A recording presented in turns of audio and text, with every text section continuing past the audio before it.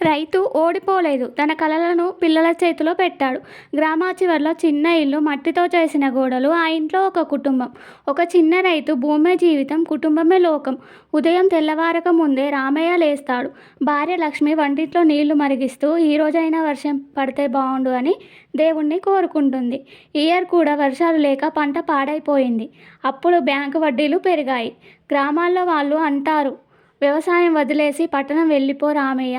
కానీ రామయ్యకి భూమి వదిలి వెళ్ళే ధైర్యం లేదు. ఆ భూమిలో అతడి చెమట, తండ్రి జీవితం.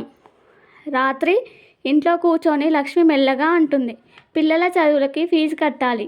స్కూల్ వాళ్ళు అడుగుతున్నారు. రామయ్యకి మాట రావడం లేదు. తల వంచుకొని నేలనే చూస్తున్నాడు.